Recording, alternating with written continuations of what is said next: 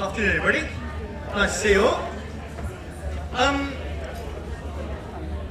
The country's favourite hymn is apparently "Dear Lord and Father of Mankind." When they do a poll of these things, that's the country's favourite hymn. And I want to just offer you a small reflection on that hymn and when it really irritated me. And I was in the Holy Land on the Sea of Galilee. We're taking a group of people and we were out on the beautiful Sea of Galilee singing that hymn, all very peaceful and lovely. And it came to that line, "The calm of hills above." You know the line in there? "The calm of hills above." And when you're on the Sea of Galilee, it's only then that you really get that the hills above are the Golan Heights. And you think the calm of hills above, because you know that on the Golan Heights it's full of burnt out Syrian tanks and barbed wire and a place where loads of people have lost their lives, one of those contested spaces in the world.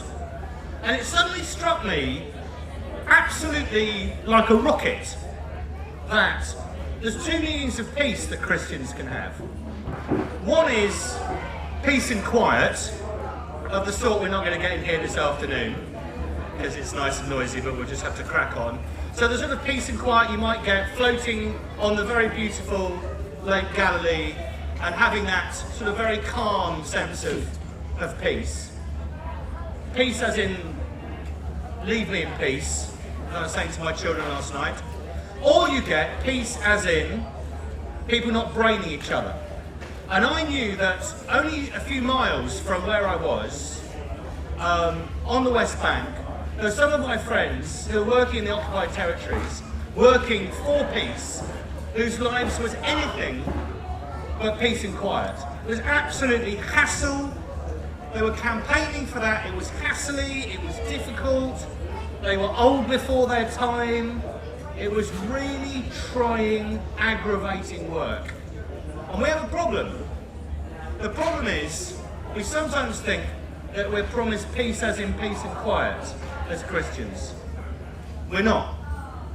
We're promised, or we're asked, we're invited to work for peace, which actually isn't about, to campaign for peace, which isn't about peace and quiet.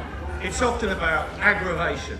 And so my one observation about campaigning for justice is that you don't always get that feeling of calm, beatific, beautiful soul.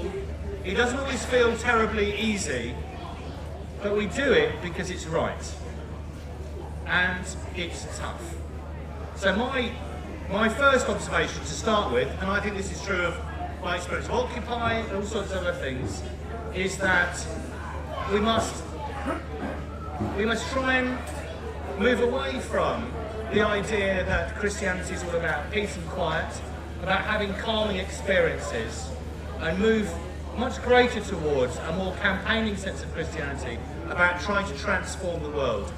And that will not necessarily give you a sense of calm or peace and quiet.